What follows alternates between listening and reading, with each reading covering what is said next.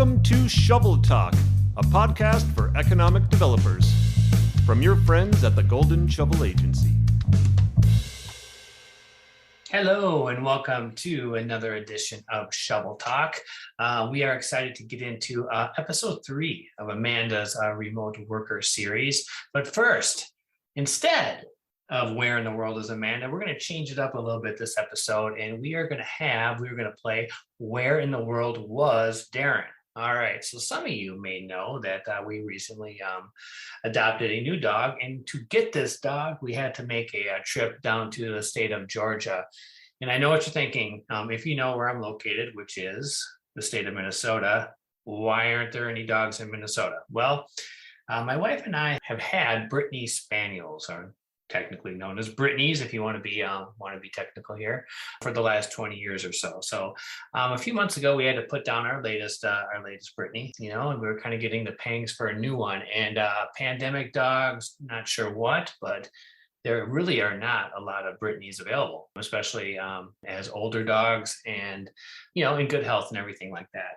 So we were able to find one through an organization that we've worked with before called American Brittany Rescue. And after several interviews, I'm saying maybe 6 or 7 interviews, we actually had more interviews with American Brittany Rescue for this dog than Golden Shovel had with a recent gatekeeper representative that we hired that you'll learn about a little bit later at the end of this pod. So anyway, we got chosen. And we had to get down there to get it. And last weekend, we did a marathon drive from St. Paul, Minnesota to the state of Georgia with a stop in between on the way down and the way back in Paducah, Kentucky. So we picked up Lorelei, better known as Lala. And so far, so good with this dog. So we're loving this new dog. Good to have another companion around the house. And that is where I was in this world. We'll get back to Where in the World is Amanda during our next podcast. But right now, I'm going to transfer the pod back to Amanda, and she can introduce our newest guest. Thanks, Darren. I'm so excited to introduce this next guest. Actually been someone I wanted to interview for quite a while. As everyone knows, I travel full time, and sometimes I use travel companies that work with digital nomads and remote workers. And I do share experiences with my clients. And a lot of times they ask, like, how do these travel companies work? Are they scouting new locations? What do they look for when they scout those locations to actually, bring digital nomads and remote workers to? And so this next guest is actually someone who works for that company. It's called Hacker Paradise. And so I get to sit down with her and basically pick her brain about what that's like and how the trips are like and how they actually pick locations to go to and bring remote workers to. So without further ado, this is my friend Tayler. So let's start out with, of course, where you're from and where you're based. So I'm originally from Fort Worth, Texas. That is where I grew up. But I'm currently a full-time digital nomad. I've been doing that for the last 4 years. So I don't have a home base currently. I move around every 4 to 6 weeks or so. So tell us a little bit about your background and career. My love for travel started when I was really pretty young, but I studied abroad in college. I went to London, and then that kind of led to an internship in London after I graduated. And that really changed the trajectory of where I was headed, I guess. I don't think I knew exactly where I was going in college, but that just created this love for working and being abroad, because my 6 months in London was just not long enough, but it was enough to give me the realization that I loved doing that. Mm-hmm. And so I did return back to the US after my internship, and I worked for a study abroad company for about 6 years. And just through that experience, I just learned so much about different countries and the world, and the people I worked with were just so cool. They'd all done so many cool things that it really just continued to fuel this desire in me to work and live abroad and travel as much as I could. So after working and study abroad, then I became a freelance online business manager. My background is really more in just operations, logistics, organizing, communication and things like that, and project management. Mm-hmm. So that's kind of where my skill set lies. And then through that, I created my freelance business so that I could travel instead of just encouraging my students to travel. And that is when I set off in 2018 and I started nomading, and I started in New Zealand and moved around. And then I currently work for a company called Hacker Paradise, and we organize trips for remote workers all around the world.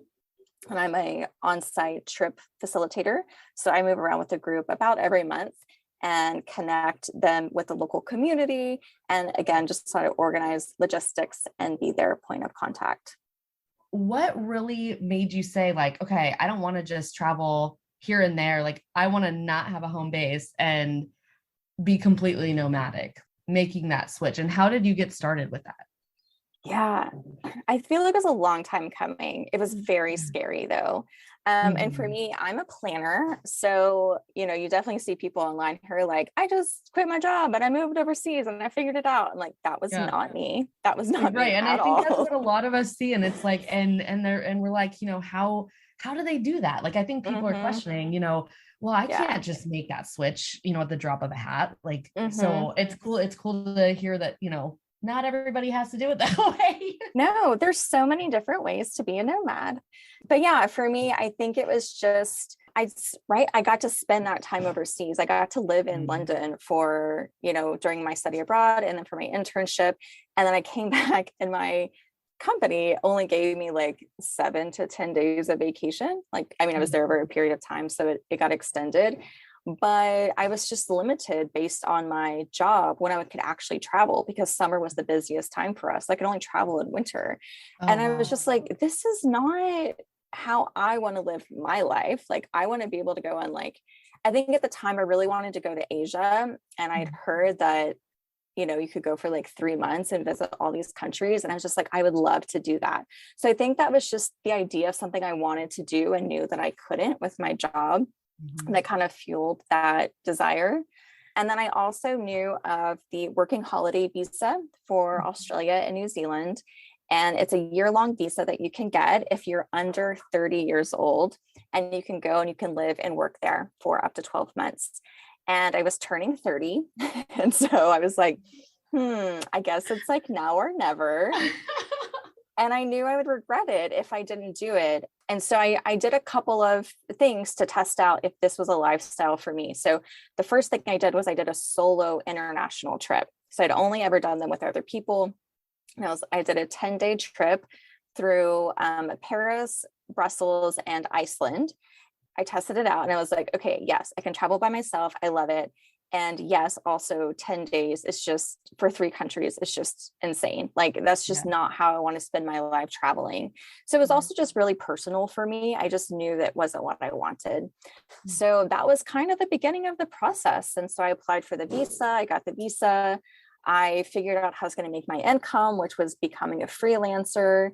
But I spent probably 8 or 9 months in prep mode and building up my business, figuring out how I was going to live in New Zealand. So I ended up house sitting while I was there. Like, that was something brand new to me that I'd never stumbled upon before, but just really giving myself the time to figure these things out before I ever left. So once I kind of get it all figured out, then I bought the flight, and that was kind of it. Like, I never looked back. But I will say one thing I did tell myself was I gave myself permission to not like it. After all of this work I had done, after all of this prep, there was a lot of pressure for me to go for at least a year and love it and it'd be amazing. And it was, but I was afraid that I wasn't going to like it and then feel stuck and feel like I had to do it because I told everyone I was. So one of the things I did, I was like, you know what, you can do this for a few months, and if you hate it, you can go back home and start over, and it's not the end of the world. And I think that helps me enjoy my experience a lot more too. Definitely. It's so important to remember it is definitely not the end of the world if something doesn't work out, but the fact that you put yourself out there, you tried it, is amazing. So tell us a little bit about the house sitting. How did that work? So there's like this really fun house sitting community all over the world. It's mostly made up of expats, to be honest, but and a lot of retirees. I was like one of the youngest ones. They all kind of took me under their wing. But basically people in a different country. So we'll say New Zealand, for example, they are leaving to go on vacation. Sometimes it's a work trip. Sometimes they might have like a country home or something. So they're leaving for an extended period of time, anywhere from a week to, it could be up to like a few months. And they typically have pets or plants or a pool or like just house things that need taken care of while they're gone. And so in exchange for my services, which was taking care of the animals in the house and stuff, I got free accommodation. So it was really like a win-win-win for everyone. The homeowners got peace of mind. It's also budget friendly for them. It was great for me because I got animal company and like, nice house dwellings wherever I was going. And it was also budget friendly for me. And then for the animals, it's usually a lot of animals. It's called house sitting. It's a lot of animals care involved. They didn't have to go to a kennel or doggy daycare or anything like that. So it was also a win for them. So it's really something that's built on a trust economy, which I found really fascinating. There's no money exchanged there. And so it's just this really cool community of people that, are providing services and just, they do it because they love doing it, and not because, it hasn't been corrupted, if you will, by any monetary exchange. Did you ever have any unique animals that you had to take care of? Well, in New Zealand, I had lots of farms.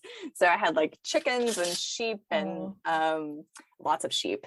And then a couple of horses, a cow, some doves. I don't know. I mostly just had to feed them. Like when I say take care of them, in my instance, I just had to feed them hay. And then, but it was like a lot of just like farmer. No. I guess rancher more so. But yeah, it was mostly dogs and cats, mostly animals I was more familiar with. All right, let's get into Hacker Paradise a little bit. So what does a typical trip look like with Hacker Paradise? And can you share a little bit about how Hacker Paradise works with local businesses in the locations? Mm-hmm. Yeah, so we started in 2014. We were actually the very first remote work and travel company that was created. And it was really this idea of bringing nomads together, building a community, because it can be a very solitary life and lifestyle, moving around from place to place. People are coming in and out of your lives all the time. And the founders really just wanted to bring community together. And so that's how it started. But how it works is we scout out in different locations. So I said we're all over the world. So currently I'm in Prague. So I'll just use Prague as an example. So we now have a scouting team and they do all the work sort of pre-trip. They find accommodation for our entire group. They find a co-working space. And then usually those two sort of businesses become kind of our local contacts there. And so then when I come in and I help with all the logistics. I get everything organized. Those are my contacts. And then our participants arrive, right? And then they have no idea that any of this behind the scenes work happened to make this trip possible. But while we're on trip, we hold different events throughout the week. So working is obviously a huge part of being a remote worker. So we make sure they have a really good place to work. Also, we try to make sure their accommodation is kind of work friendly as well, in case the co-working isn't the best place for them. But then during the week, we hold events. So we do community building events like potluck and different social events, but we also do cultural events. So we might go on a weekend excursion, or we might go to a local restaurant, or, sometimes we try to plan something fun like, hey, let's go bowling. Last week, we went to a board game cafe here in Prague. That was sort of our social night out. So we try to find things in the community that we can do. And especially as a large group, I think that's the hardest part, is sometimes like this group here was only about 12 to 15, but some of our trips can be more like 25, 30 people. So trying to find activities that we can do and tours that we can do for the entire group. And how long do the trips usually last? Yeah, most of our trips are 1 month. Although we have a few that are 6 to 8 weeks as well. But even on those, people usually come for 1 month at a time. So that's awesome. Really, you guys are really supporting local business with, bringing in remote workers and getting them kind of immersed in the community and connected to the co-working spaces and the accommodations and all that. That's really neat. Yeah, it's like the fun part of it all. Like, I think a lot of people travel not just to see places, right? Like, I mean, the architecture here in Prague is amazing and you have all this history and it's really cool. But what draws people back to places over and over again is the people that they meet, it's the activities that they get to do. The more connected they feel to a place, the more likely they are to recommend it to others or return in the future. And I know from, being a participant on a couple of trips that you guys often return to the same places. And so you're really building relationships with those communities. And it's just so neat that a brand new remote worker or digital nomad can walk into a place that they've actually never been, but you guys have been there. And so that it makes that connection for them. And they're able to have just such a more meaningful experience in that place than they would have if they went on their own and had to figure out where to go, what connections to make. It's just really an amazing thing that Hacker Paradise is doing. So it's very cool. Okay, great. So are there specific resources that you or Hacker Paradise look for when you're choosing a location to live and work? Obviously the co-working spaces and whatnot, but is there anything else that you guys are looking for? Yeah, so we have a list. Oh, okay. Yeah, I like lists. Yeah, lists are good. I'm not on the scouting team, so I don't know that I know exactly everything on the list, but for the most part, I mean, prices are really important too, right? We have a budget. Our participants have like an expected amount that they're going to pay. So usually we price out co-working location and then housing and just see if like that even fits within our budget. So pricing of things is really important. So there's actually a couple trips this year that we really wanted to run, but we just could not find housing in our budget. And so we weren't able to do that. We also, with whatever co-working space we select, we say that you won't be further than a 15-minute walk from that co-working space. So also have to look at like neighborhoods and see if there's even enough housing available within where that co-working space is. Now our housing has changed. Like we're very open to different types. So we've used shared apartments, we've done studios, we've done co-living spaces. So we're not, it doesn't have to be one style.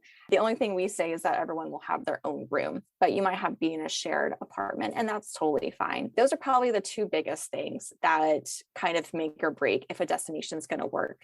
And then outside of that, we just want it to be in a place where we'll go at the time of year where there's nicer weather. So there's not like rainy season or anything like that. It's usually more pleasant since we're only there for a short period of time.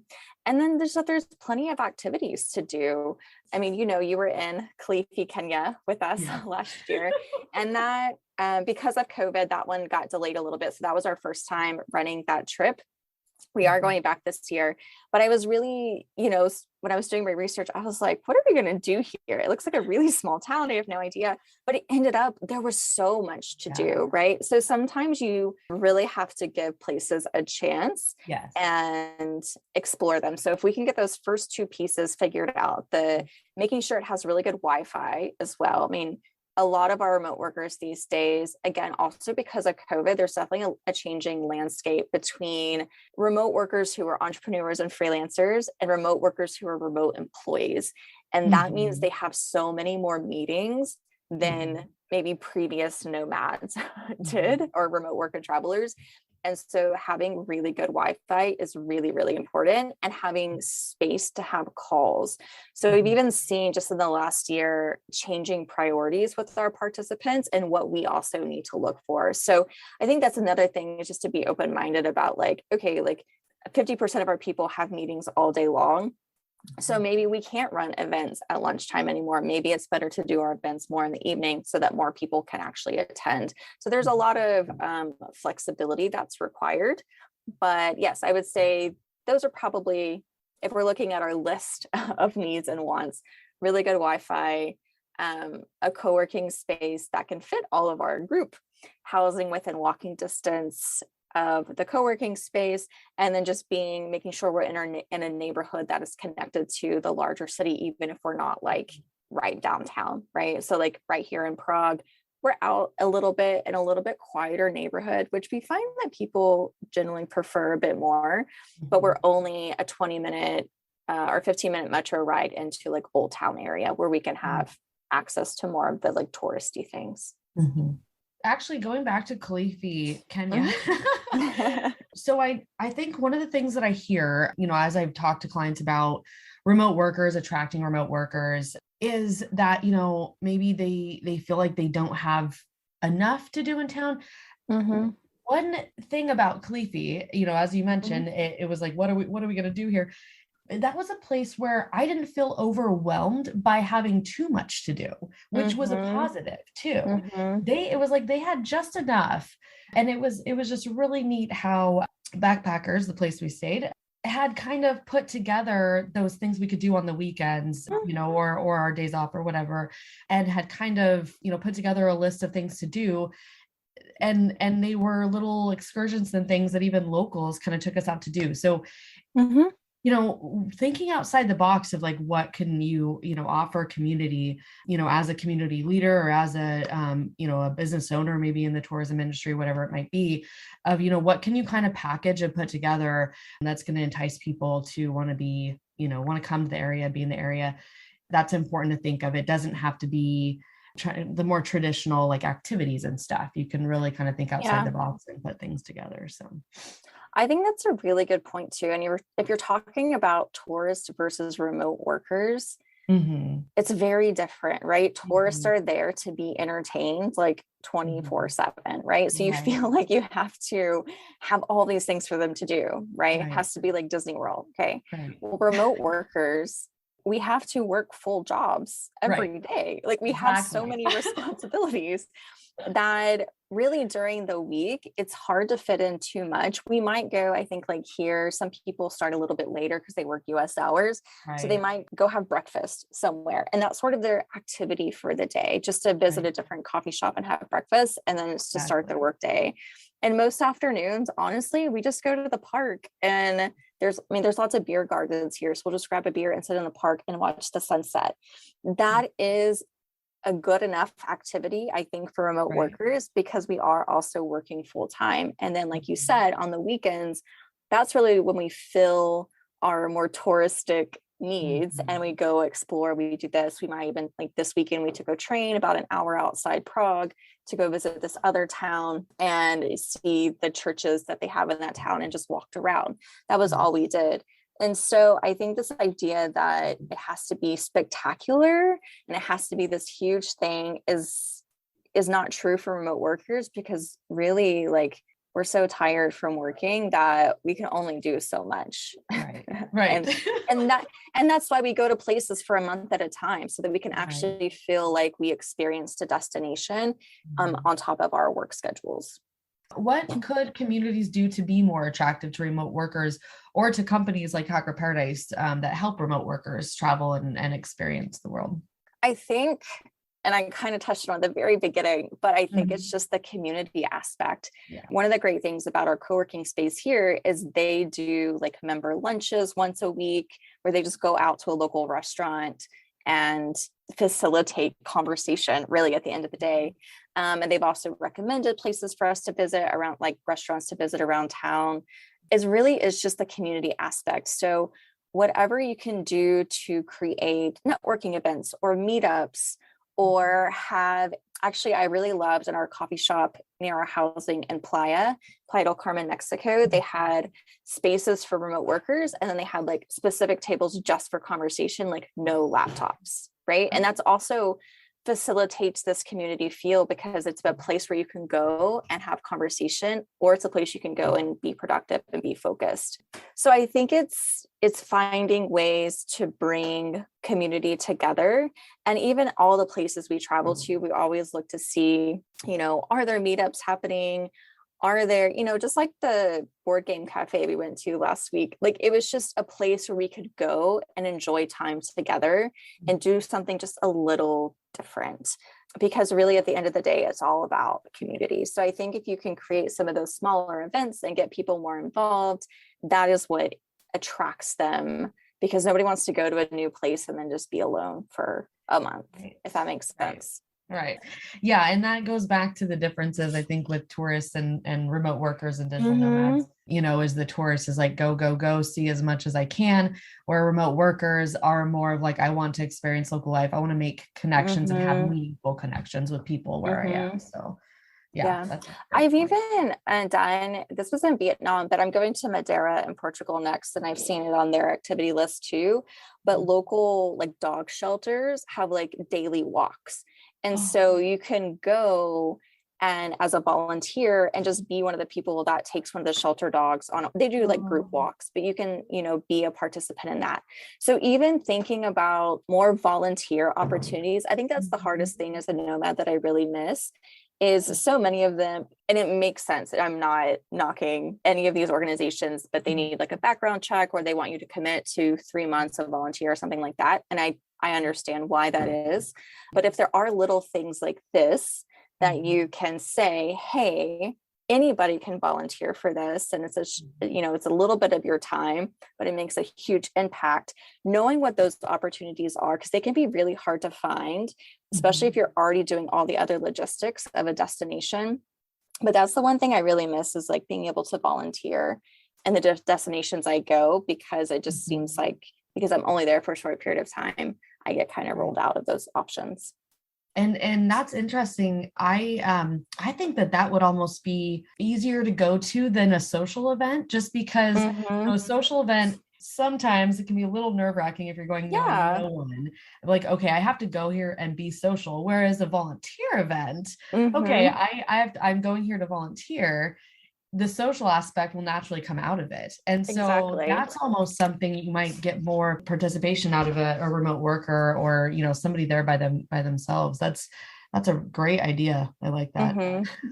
So alongside managing a group of remote workers, which I know can be crazy. I was one of those remote workers. So I know how it goes. You're also growing a travel business online. So can you share your journey building that business, your social media? I know you work specifically with YouTube quite a bit. So share a little bit about that journey with us. Yeah, I never intended to start it.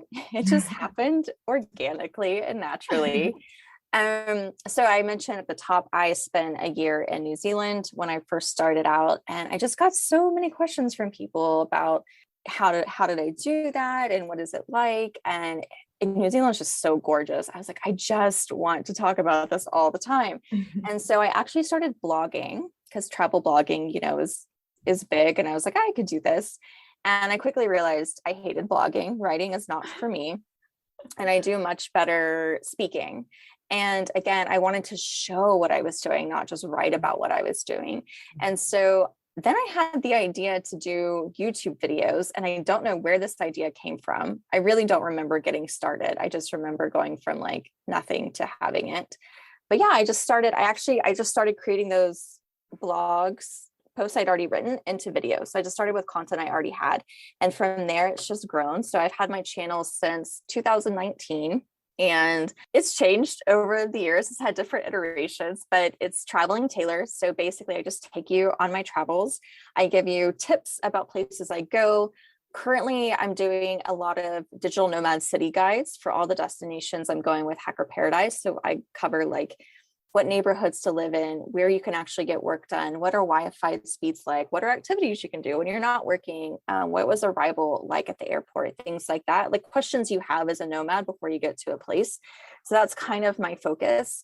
And yeah, my goal is just to educate and inspire people to live their best work from anywhere lifestyle. So what would be your top takeaways from your experience to share maybe with others trying to grow a YouTube channel? If you're trying to grow a YouTube channel, I think it takes patience.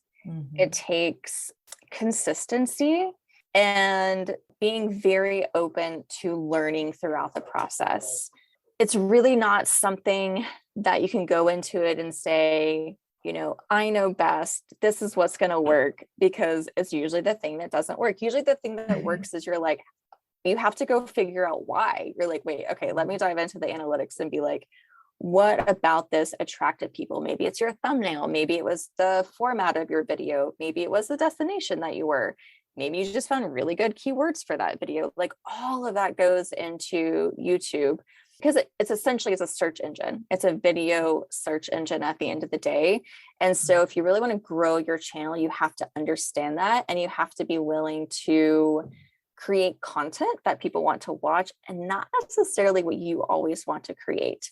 there's a balance there. A lot of times I just create what I want to create, but I try to imagine as a user what I would want to know or what I would need to know. So I don't just do, 2 minutes of flash mobs of all the places I've been, and you can just be like, okay, look, like, right, there has to be something else to it. Some sort of, some people use YouTube for entertainment and some people use it for education, right? Like there's so many different ways to use it. So I think you just have to decide your purpose and what you want to create, and then stay in your lane a little bit and like really dive into it. And also know that YouTube takes time. So if you try 1 or 2 videos and it doesn't work out, you really have to stick with it, because the algorithm has to catch up with you. Your audience has to sort of catch up with you. And so you have to be very, very patient. And when figuring out the next steps on the best way to grow it. I think you nailed it on the city guides, because as you were talking about what you say, what you share in them, the arrival at the airport, the neighborhoods to live in, I'm like, oh man, this is exactly what I want to know every time I'm going to put it. Yeah. So I think you got it. I think you got it down. So let's talk a little bit about travel life. So how do you balance work, your side business, and traveling? For me, I'm really into productivity, right? And so for me, it's always being sure I can maximize the amount of productivity and the amount of energy I have throughout the day, because I know some days I'm going to have more than others. And the traveling can be really exhausting. So travel days, I don't put anything on my calendar, because I know whether I'm traveling 3 hours or 12 hours, I'm going to be tired and I'm not going to be able to do much. And so it's really just looking at my calendar and figuring out what are going to be my best work days, what are going to be my rest days, and then what days am I going to, go out and actually like explore the city. So it's kind of looking at it from a macro level. And then from a micro level, I use different online tools. So my favorite is Trello for my like task list. That's where I keep all of my to-do list. So I have my today. This is what I'm going to get done today. I have my week sort of lined out. And then I kind of have my monthly and then my quarterly goals as well. So I actually usually start big. I go, okay, what are my yearly goals, quarterly, monthly? And then I kind of break them down into smaller ones to make sure that I'm still achieving the things I need to achieve. Obviously, my day job, my full-time job with Hacker Paradise, is very reactive in a lot of ways, right? Like I wake up, I'm like, it's going to be a great day. And then someone's like, my washing machine broke, or my hot water went out, or something like that. And I'm like, okay, I have to do this first. So my schedule does get interrupted quite a bit. It's not always perfect, but I really try to batch my tasks, especially when it comes to doing, say, video work, right? So like yesterday I had to get a lot of filming done for Prague. So I built in like a 2-hour block and I just busted out a lot of stuff because I'm in that mindset and I'm in that mode. And then I can switch to doing something else later. So for me, keeping my task list up to date, combining business and life things in my task list, and then also batching my task as much as I possibly can. And then the third one, which I think is hard for everybody, is just trying to be realistic about what I can actually fit in a day and how much energy I'm going to have, and making sure that I'm achieving my goals, but I'm not costing myself social time or sleep or healthy lifestyle things, right? Like making sure that those things don't overtake my life, even though they are very important to me. Speaking of health things, how do you stay healthy mentally, physically with long-term travel? I think traveling slow really helps. I think the people who get burnt out quickly are the ones who move constantly and who maybe jump from like country to country instead of being like, okay, I'm going to go to, say, Lisbon, and then I'm going to go to Porto, right? That's a much easier distance to travel than, say, Portugal to, Buenos Aires or something like that. Right. Obviously, you have to take those long trips every once in a while, but if you can really combine sort of regions, that will be really good. Also, because time zones can also be really tough.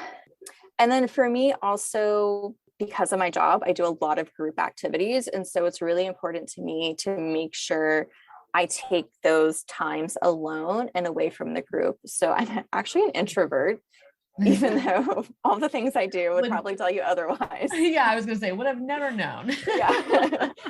And so like last night, for example, was my night in. It was the Monday night. I was like, I did have a call late. I was like, I'm just going to use that night to stay in and rest. And I've also take weekend days and I stay in and I rest.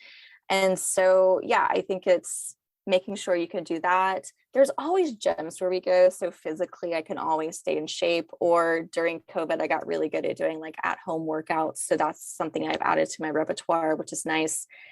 And then I think the hardest part is eating and staying like healthy that way, because it just really depends on where you go, right? Like what are your options that are available?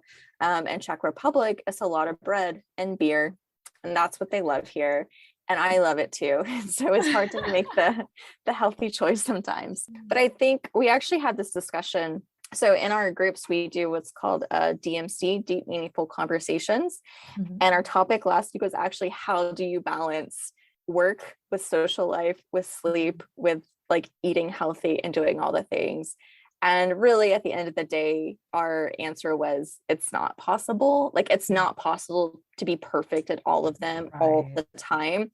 Mm-hmm. It's a lot about rotating priorities and rotating what is important to you at that time. So maybe your intention for a month in Thailand is to rest.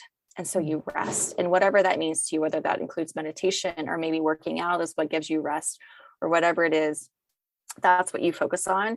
And then other times your focus is, okay, I have a project and I really want to get this project done. So I'm going to go to a place that's the most productive. And that's what I'm going to do for a month. Right.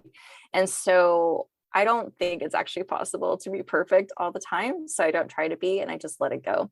But it's a lot about just figuring out your priorities in the moment. That's probably one of the biggest things I've learned during traveling is rotating priorities, and that you can't, not everything can be at the top all the time. It's So let's talk a little bit about safety. Is safety a concern? You know, how do you kind of manage that moving around, you know, location to location? It's not a huge concern for me. I don't know if I'm just a really trusting person, or I just like, I don't know what it is, but I definitely don't think about it, I think, as much as other people. Mm-hmm. It is something I do think about. I'm not saying that I'm, you know, not aware. I think that's the main thing, though. I'm always just very aware of my surroundings.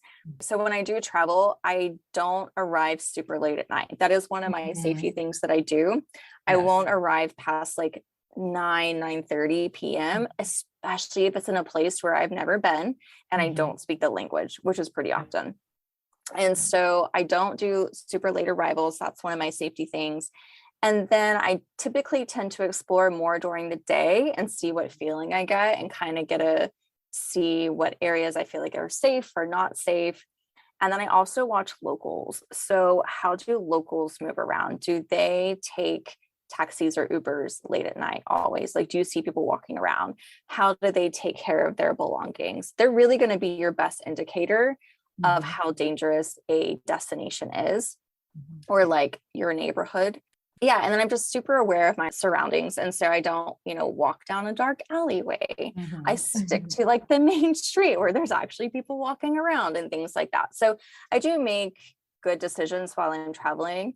Things definitely happen. But at the same time, I find that the world is not as scary as we make it out to be, or we make it out to be in our head. From my experience, most people are usually pretty willing to help if something's wrong, more than they are going to take advantage of you. And so I do go through with this mindset of, I'm strong, I am capable, I can figure this out. Oh, that seems weird. Let me walk this other direction. Right? Like, I think, it's just awareness. And if you're scared of the world around you, you're going to attract things that are scary.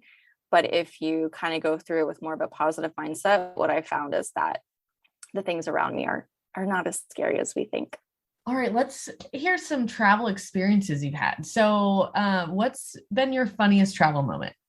I don't know. Well, I don't know if it's funny to other people, but when we were in Kenya, so it was outdoor showers, and my little hut was sort of right by the fence. And every time I would take a shower, the monkeys would know that the water was on. And so they would come and just line up around in the trees around me and just watch me take a shower. Just like maybe more surreal than anything. And you're just like, hey, monkey. Like, even though you know it's a monkey, it's still weird having eyeballs on you like while you're showering. They're just waiting for me to be done and they can come drink the water out of the shower head. But yeah, that was kind of funny actually. It just became part of my daily life. What's been your most adventurous location? I think for me, Kenya was most adventurous in the sense that it was just something so different than anything I'd ever done. Mm-hmm. And it wasn't as maybe developed as other places I've been.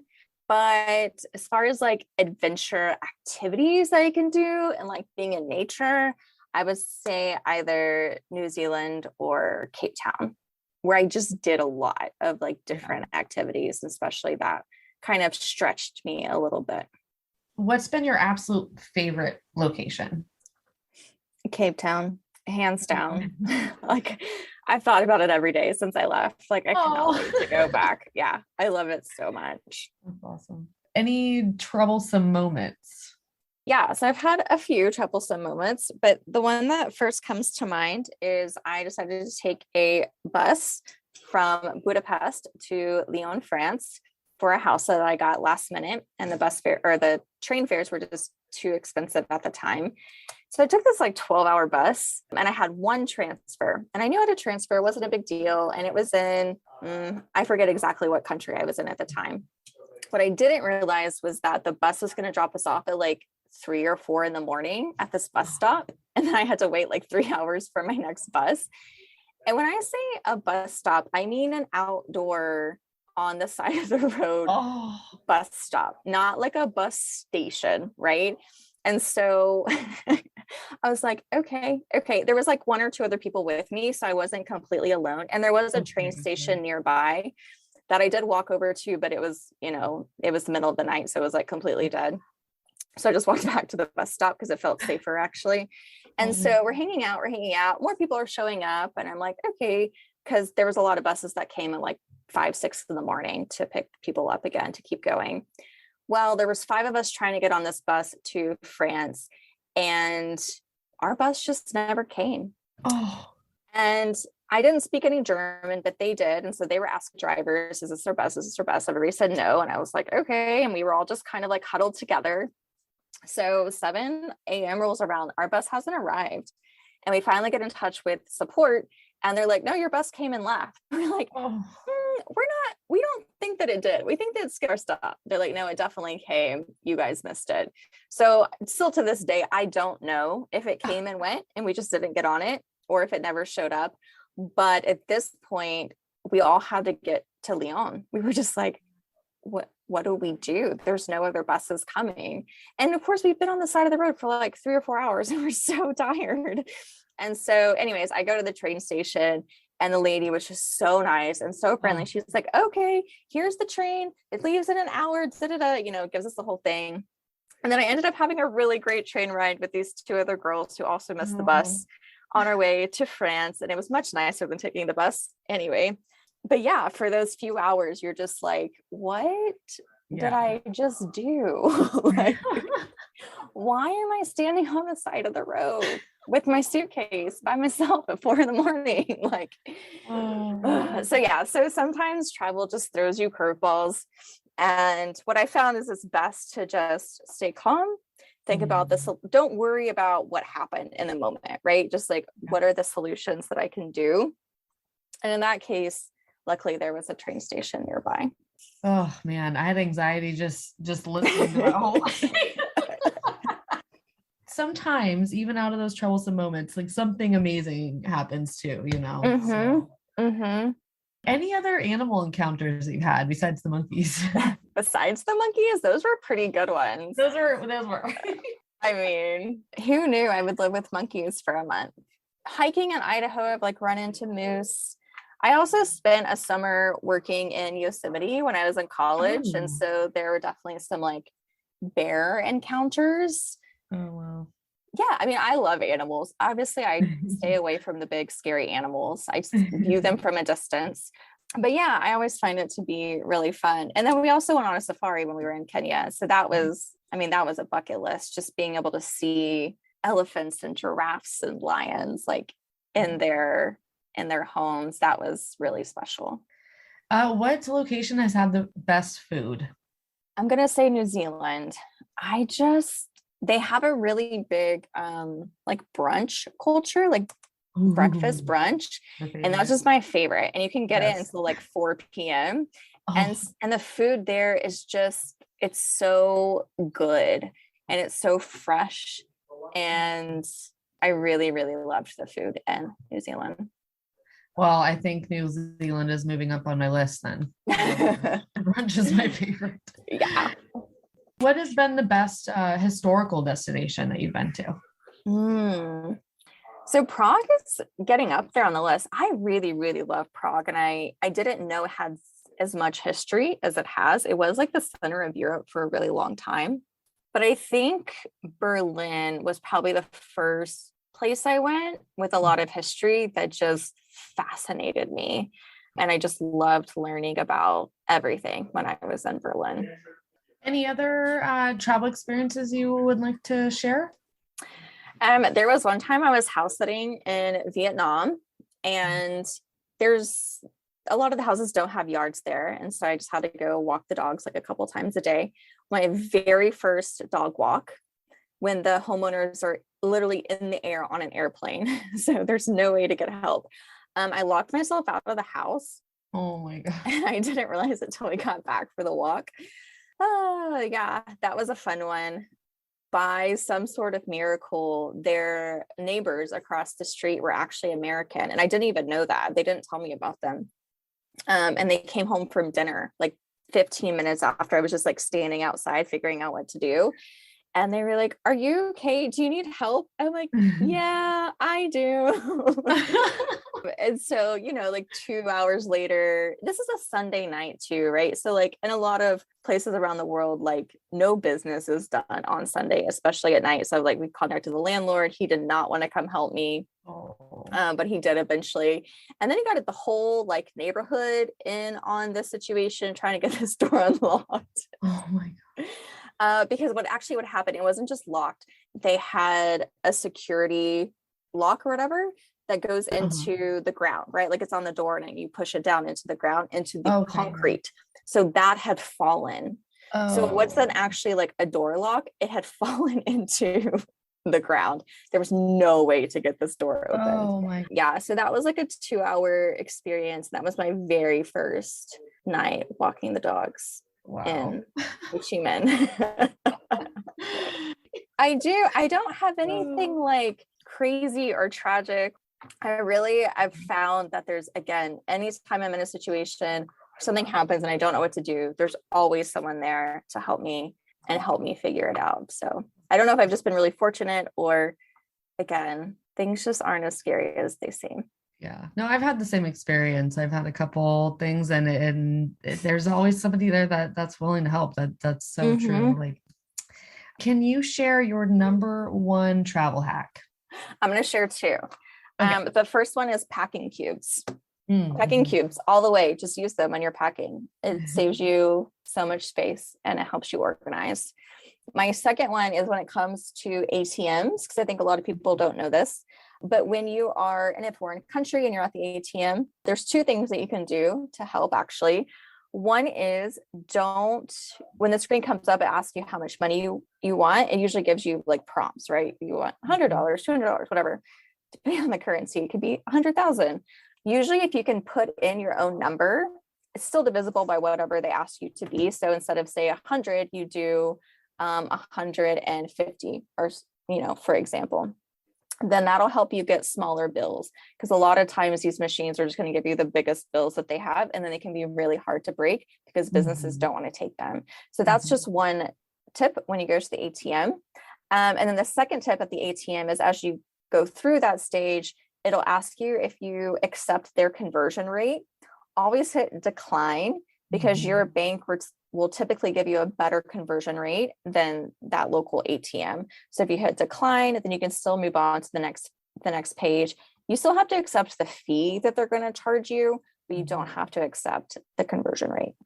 Yeah, that's a very good one. And a lot of times I was in Portugal when I noticed that it was asking me the conversion or to accept the conversion rate. Mhm. And I actually had assumed it was asking me something else, like if I don't know, to like confirm the amount or something. And I actually hit yes the first time. It wasn't until the second time I realized, okay, they're asking me the conversion rate and I need to not do that. Yeah. That's a very good one. And there's also, a lot of people don't know about this either, but there's actually like a banking alliance, like a worldwide banking alliance. And there really aren't that many banks that are part of it, to be honest, but I have Bank of America. And so I usually look up if there's a alliance bank in the country I'm in. And if you go use the ATM at that bank, then you don't get charged that extra fee. So that's another thing just to consider, like look at your bank, like, and some of them don't charge fees at all, like ATM fees at all. So like there are actually a lot of different options out there if you just do a little bit of research. Awesome. Well, thank you so much for being on the podcast. It's been super fun to chat with you. If any of our listeners want to find you on social media, where would they go? My website, Instagram, and YouTube are all Traveling Tayler. It's traveling with one L and Taylor with an ER. And then you can also find me on LinkedIn at Tayler Gill. Again, thank you so much for being on. It's been super fun, and we'll talk to you next time. Great. Thank you. Thank you, Amanda. And you know what time it is. It is time for promotion of social media for Golden Shovel. On Facebook, please like us at ShovelTalk. Twitter, follow us at Gold Shovel. LinkedIn, follow Golden Shovel. And please subscribe to our YouTube channel at Golden Shovel Agency. As far as Golden Shovel news goes, we recently hired a new gatekeeper representative, Audra Shanneman, who works out of New Ulm, Minnesota, recently joined the team. Is taking over accounts right away. Some of you listening to this may have already met her, or some of you will meet her very soon. So I'm very excited to have her on the Gatekeeper team and a member of the Golden Shovel team. We will be back very soon with another episode of Shovel Talk. Talk to you then.